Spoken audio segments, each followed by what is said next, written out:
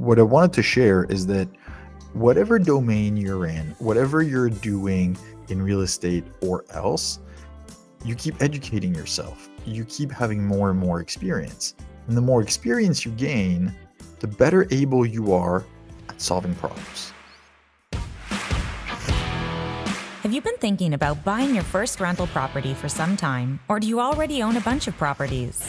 Well, fellow investors, you found the right location to listen and learn from others' successes. Welcome to The Very Real Estate Effect with your host, Axel Mont-Saint-Jean. Hello, and welcome back to the Very Real Estate Effect podcast, a show dedicated to real estate investing right here in Quebec. And today I have an update on some projects, and I want to share with you some of the happenings that have been going on the projects that we're working on, especially in Saint-Jérôme. So first of all, if this is your first time listening to the show, go back about 2 years worth and then go listen to all the episodes. I basically bought some land in the city of Saint-Jérôme to develop a 16 unit. We've had a zoning change and we bought the land next door. We have an approval for 43 units, and it looks like we're going to be able to add another 2-3 floors to the project and probably end up around 70. Anyways, it's been going on for 2 years. It's constant problem solving. And that's kind of the theme today, is that there's so many things that have happened today. And I was reflecting on why does it feel that the project has gone a lot ahead and moved very fast this week, is because I've been able to solve problems. And as real estate developers, as real estate investors, we create the most value when we solve problems. And buying a property at a discount when you prospect is solving a problem for somebody else, and you get paid for it, and you get paid for the size of the problem that you solve. Now, I just want to share. So on Tuesday, I was invited to participate in a group with investors, a meeting. They could be interested in participating in the project. And I had to be in Saint-Jérôme for 7 a.m. So I left very early from Montreal, drove up there, got there for 1:45, and then I get out of my car, I go take my backpack on the back seat, and I think the keychain, the battery is almost dead, and then it didn't detect that the key was still in the car, and it just locked. So here I am at 6:45 in the morning on the parking lot. It's snowing, and I'm there for a presentation, and my backpack is stuck in the car. So I don't have my laptop. I don't have anything with me. So I went through the 1 minute of like frustration and acceptance. And then I just said, okay, well, it is what it is. So I went into my presentation, and first thing I did is I shared the story. I was like, hey, all got up early in the morning. We're all in real estate. We're in construction. We're entrepreneurs. We're problem solvers. And this is what happened. The car locked, and my backpack's over there inside the car. So I don't have the presentation to put on the big screen behind me, but I have my most important and valuable asset. I brought my brain. So everybody laughed. We had a good little chuckle, and then I just went on with it. And I did the whole presentation with no support, no screen, no nice slides and everything, and it worked out really well. And that was a very good reminder that all of us are in this situation. Like, the only valuable thing we have is our brain, is our good brain, and we have to solve problems every day. So another problem that day, or another situation, was that, well, obviously I was there for the whole day in Saint-Jérôme, and I had a bunch of meetings, and my keys are still in the car. So I had to call CAA. It took them 2 hours to come. So at about 11:30 in the morning, I finally got access to my car.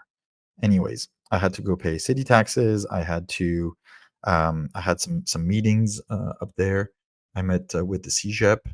I've also been in touch with the university because they're all desperately looking for student housing.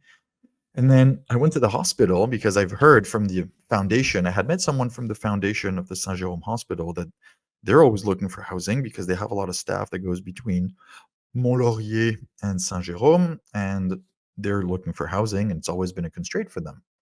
So I went to the hospital, and I just thought, I'm just going to go ask for administration, and I'm just going to offer 10 apartments to rent for them. I mean, it can only work. So I went over there, and just finding the administration building was actually really difficult because I figured that there is no real administration building. There's like people a little bit everywhere. So, anyways, after about 45 minutes of wandering around, asking people, going to various departments, I finally had a good lead and a good location. So that's where I started, and then I just went back on the phone and I started pounding the phone. Um, because I really want to offer some housing to some of the traveling nurses, to some of the doctors, to any support staff, to anyone hospital related who could be in need of housing. That's the vision of the project over there, is to do some high density. I call it housing for real working people. Um, I'm really excited. Anyways, and so after that, the day ended at I had lunch with a friend, dinner, sorry, with a friend up there. We had a great conversation, spent some time, and then we together went to City Hall. It was the Conseil Municipal. That's originally why I was going that day. And I had learned the day before that you know they weren't good. They had postponed the votes on the new zoning and the new urban règlement de zonage et règlement d'urbanisme. That's going to be pushed, and I'm trying to find out to when. And it looks like it's going to be in the first part of 2025. I just don't have an exact date yet. And it's kind of the constraint that we have to be able to go back in architecture and design for the project. So it's a bit frustrating, but I have to mitigate that risk, minimize that risk, and to constantly try to find solutions. Okay, if I can't do this now, what else can I do? And it got me thinking about the whole problem solving. Today, we had another situation on a construction site where I was asking like very basic questions, and I figured like, how come you guys haven't thought of that? Like, why is it me who needs to think of this? It seems very basic. There's been some, there's an architectural team, there's engineer, there's the contractor, and yet we come on site with our coffee and blah blah blah, and then after like 2 minutes on site and asking questions, like, wait a second, you guys haven't thought about that? I thought, you're all professionals and we pay you for this. And so what I wanted to share is that whatever domain you're in, whatever you're doing in real estate or else, you keep educating yourself. You keep having more and more experience. And the more experience you gain, the better able you are at solving problems. And I've shared on the podcast before, like on one of the projects that we did, we redid a whole stone facade. And then when the new doors and windows arrived, they actually didn't fit. They didn't fit by 2 inches. They had to like cut the stone. And I'm like, how could this have happened? Like I gave you the plans. And then the guy who was doing the masonry, like his number two on the team actually admitted that the number one guy actually really never looks at the plans. And it's like, okay, well, you still expect me to pay you for this. So, anyways, it got fixed. It got fixed. The windows and the doors ended up fitting just fine. And where I wanted to use this example is that I know in the past sometimes I made too much assumptions. I'm like, oh no, they know what they're doing. And I have no problem now going wherever I need to go and asking all the questions. And even if people are like, oh, well, they may be dumb questions, great. Then let me ask all the dumb questions. I have no problems about that because you'll be surprised by how many people can't answer your dumb questions. There is no such thing as a dumb question. There's only questions that are dumbly not asked. So as you progress in experience, you build confidence to ask more questions and to be able to solve problems. And today we had that, situation on a scale on 1 to 10, it's probably a size 3. And I know in the past I would have been like really stuck and boggled with it and all this. And now it was literally like one phone call. Actually, it was two phone calls. The first one wasn't really helpful, and the second one was. And he said, "Yeah, sure. Let me look. I'll get back to you. I'll give you a solution." It's like perfect. It's one of the professionals that originally to me should have thought about that. Anyways, we got it early. It should be okay. And what I wanted to say is that at first you get boggled by a problem 3, and then you deal with this. You have a few of them, and then as you progress, you get a problem 5, you get a problem 7, you get a problem 9, And never forget that by the time you're able to solve a problem 7, it might take you a little bit more time. You may need a few more resources. You may need to talk to other people. You may need to do whatever. Just never forget that now a problem 3 is one phone call because you have the confidence and you've been through it before. And that's what I see scares a lot of people in getting involved with these type of things. Like, yeah, but what do I do? It's like, well, you're a smart individual overall. You'll figure it out. It's not going to be perfect.